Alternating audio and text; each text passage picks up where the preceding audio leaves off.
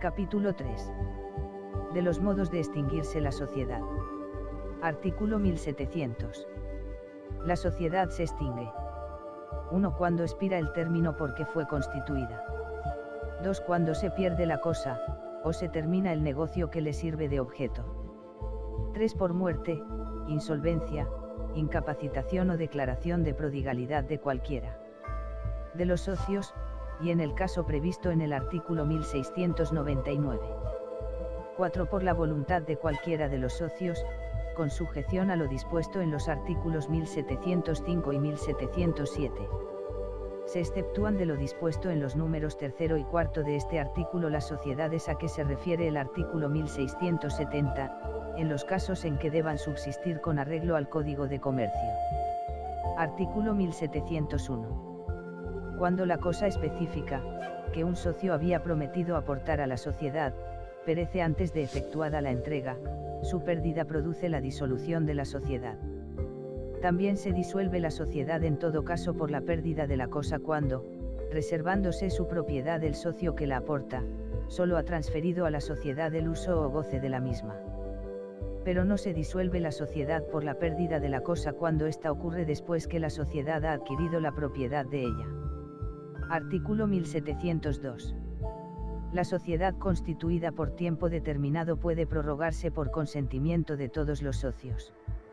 El consentimiento puede ser expreso o tácito, y se justificará por los medios ordinarios. Artículo 1703. Si la sociedad se prorroga después de expirado el término, se entiende que se constituye una nueva sociedad. Si se prorroga antes de expirado el término, continúa la sociedad primitiva. Artículo 1704. Es válido el pacto de que, en el caso de morir uno de los socios, continúe la sociedad entre los que sobrevivan. En este caso el heredero del que haya fallecido solo tendrá derecho a que se haga la partición, fijándola en el día de la muerte de su causante, y no participará de los derechos y obligaciones ulteriores sino en cuanto sean una consecuencia necesaria de lo hecho antes de aquel día. Si el pacto fuere que la sociedad ha de continuar con el heredero, será guardado, sin perjuicio de lo que se determina en el número 4 del artículo 1700.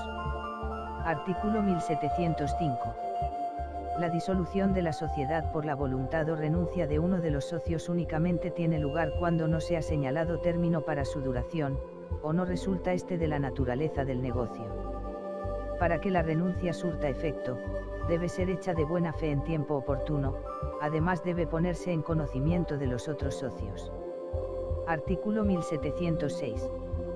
Es de mala fe la renuncia cuando el que la hace se propone apropiarse para sí solo el provecho que debía ser común. En este caso el renunciante no se libra para con sus socios, y estos tienen facultad para excluirle de la sociedad. Se reputa hecha en tiempo inoportuno la renuncia, cuando, no hallándose las cosas íntegras, la sociedad está interesada en que se dilate su disolución. En este caso continuará la sociedad hasta la terminación de los negocios pendientes. Artículo 1707. No puede un socio reclamar la disolución de la sociedad que, ya sea por disposición del contrato, ya por la naturaleza del negocio, ha sido constituida por tiempo determinado, a no intervenir justo motivo, como el de faltar uno de los compañeros a sus obligaciones, el de inhabilitarse para los negocios sociales, u otro semejante, a juicio de los tribunales. Artículo 1708. La partición entre socios se rige por las reglas de las herencias, así en su forma como en las obligaciones que de ella resultan. Al socio de industria no puede aplicarse ninguna parte de los bienes aportados, sino solo sus frutos y los beneficios, conforme a lo dispuesto en el artículo 1689, a no haberse pactado expresamente lo contrario. Título 9. Del mandato. Capítulo I. De la naturaleza, forma y especies del mandato. Artículo 1709. Por el contrato de mandato se obliga a una persona a prestar algún servicio o hacer alguna cosa, por cuenta o encargo de otra. Artículo 1710. El mandato puede ser expreso o tácito. El expreso puede darse por instrumento público o privado y aun de palabra. La aceptación puede ser también expresa o tácita, deducida esta última de los actos del mandatario. Artículo 1711. A falta de pacto en contrario, el mandato se supone gratuito. Esto no obstante, si el mandatario tiene por ocupación el desempeño de servicios de la especie a que se refiere el mandato, se presume la obligación de retribuirlo. Artículo 1712. El mandato es general o especial. El primero comprende todos los negocios del mandante. El segundo, uno o más negocios determinados. Artículo 1713. El mandato, concebido en términos generales, no comprende más que los actos de administración. Para transigir, enajenar, hipotecar o ejecutar cualquier otro acto de riguroso dominio, se necesita mandato expreso. La facultad de transigir no autoriza para comprometer en árbitros o amigables componedores. Artículo 1714. El mandatario no puede traspasar los límites del mandato. Artículo 1715. No se consideran traspasados los límites del mandato si fuese cumplido de una manera más ventajosa para el mandante que la señalada por este. Artículo 1716. El menor emancipado puede ser mandatario, pero el mandante solo tendrá acción contra él en conformidad a lo dispuesto respecto a las obligaciones de los menores. Artículo 1717. Cuando el mandatario obra en su propio nombre, el mandante no tiene acción contra las personas con quienes el mandatario ha contratado, ni éstas tampoco contra el mandante.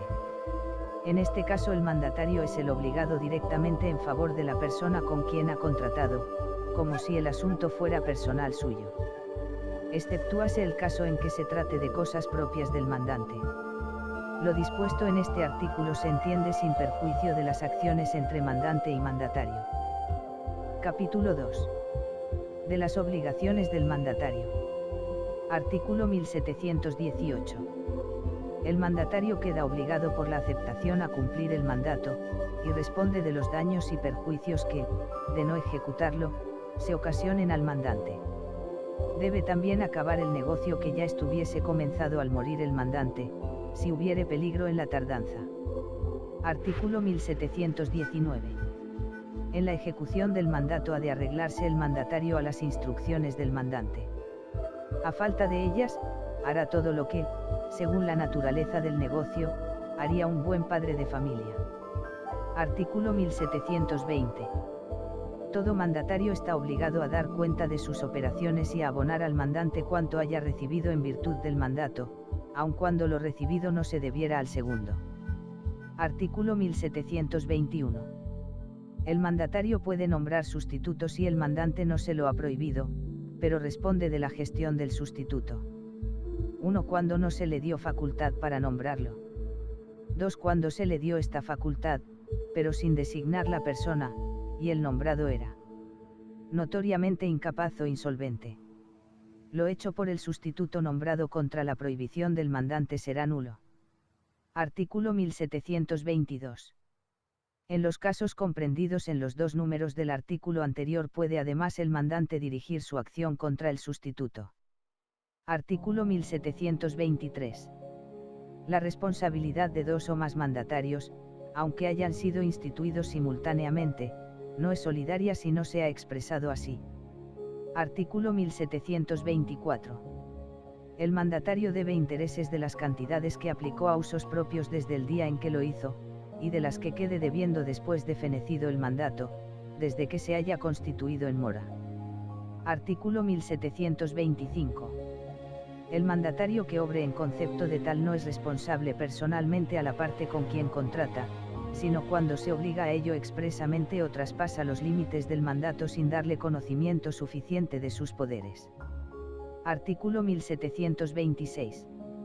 El mandatario es responsable, no solamente del dolo, sino también de la culpa, que deberá estimarse con más o menos rigor por los tribunales según que el mandato haya sido o no retribuido.